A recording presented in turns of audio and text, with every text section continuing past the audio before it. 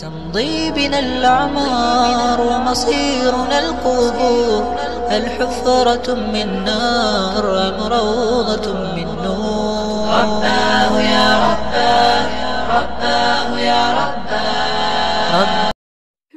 حضرت حسن بصری رحمۃ اللہ علیہ کا قول ہے کہ اگر علماء نہ ہوتے تو عوام الناس ڈھور اور ڈنگروں کی سی زندگی گزارتے۔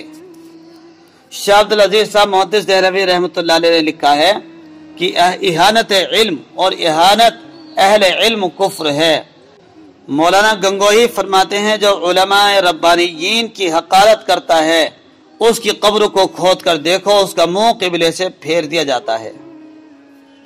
حضرت مولانا الیاس صاحب سے کسی نے شکایت کی کہ حضرت مقامی علماء کام میں ساتھ نہیں دے رہے ہیں۔ اس پر حضرت نے غصے سے فرمایا خبردار، آئندہ علماء کی شکایت کرنے سے پرہیز کرو ورنہ تمہارا ایمان پر خاتمہ نہیں ہوگا۔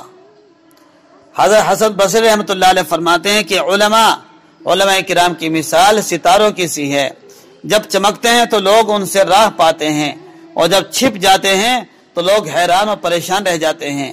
اور عالم کی موت اسلام کا ایسا رخنہ ہے جس کی اصلاح قیامت تک ممکن نہیں۔ علماء وارثین نبی ہیں، جس نے علماء کو تکلیف دی اس نے اللہ کے نبی کو تکلیف دی ہے۔ اگر علماء اللہ تعالیٰ کے دوست نہیں ہیں تو عالم بھر میں کوئی اللہ تعالیٰ کا دوست نہیں ہو سکتا۔ حضرت سید رفاعی رحمۃ اللہ علیہ وصایا اور انبیاء میں یہ تحریر فرماتے ہیں اللہ تعالی علماء کو دوست رکھتا ہے۔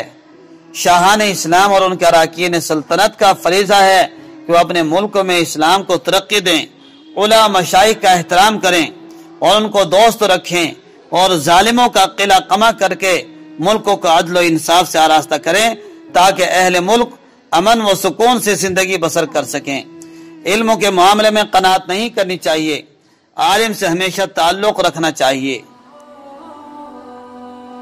عالم اور فاضل حضرات کے ساتھ صحبت رکھنا، جاہلوں سے پرہیز کرنا عقل مندوں کی نشانی ہے۔ مسجدیں ہدایت کی منڈیاں ہیں اور علماء ربانیین دکاندار ہیں، اور دکان ان کا سینہ ہے اور قرآن مال ہے۔ مسلمان خریدار ہیں اور ایمان پونجی ہے۔ جو خالص نیت سے ایمان خریدنے یہاں آتا ہے خالی ہاتھ نہیں جاتا۔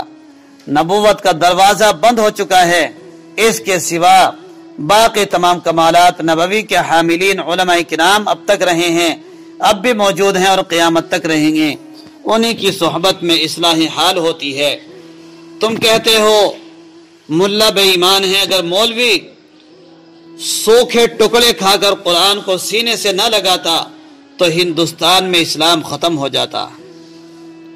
جاؤ تاریخ کے اوراق دیکھ لو، ساری قربانیاں علماء کرام کی ہیں، انہی کی ملیں گی۔ ہندوستان موجود ہے تو وہ علماء کرام کے خون سے موجود ہے۔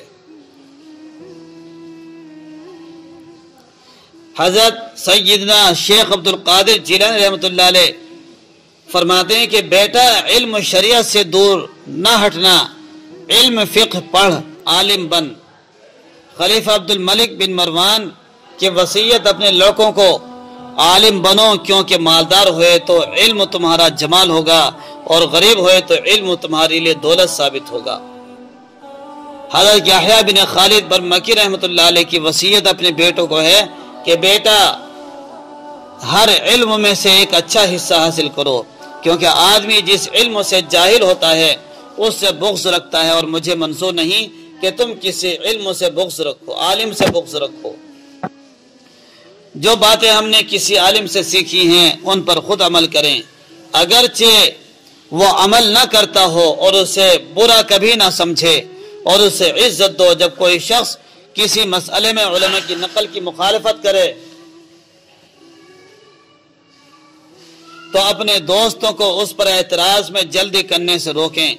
اپنے دوستوں کو تاکید کریں کہ جب کسی عالم یا درویش کے پاس جانا چاہیں تو اپنے عقل کی ترازو کو توڑ کر ان کے پاس جایا کریں۔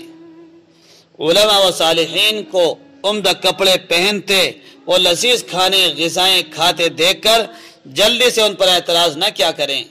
جب ہم کسی حاکم یا رکن سلطنت سے ملے تو اپنے ہم عصر علماء اور درویشوں کو اس کی نظر میں بڑھائیں۔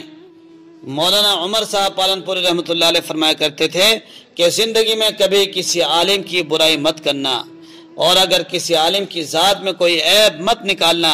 اگر تم نے کسی عالم کو برا کہا اور اس کے علم کو حقیر سمجھا تو اللہ تمہاری 10 نسلوں تک کوئی عالم پیدا نہیں کرے گا۔ استغفر اللہ، اللہ ہم سب کی حفاظت فرمائے۔ اس لیے اولیاء کرام، علماء کرام، اللہ والے، کبھی بھی ان کو حقارت کی نظر سے نہیں دیکھنا چاہیے۔ ان کے ہاتھ سے اگر کوئی بات پیش آ جائے، کوئی کرامت، تو اس سے عبرت حاصل کرنی چاہیے، اگرچہ اس سے کوئی مسائل مستنبط نہیں ہوتے۔ لا تحزن ان اللہ معنا، لا تحزن ان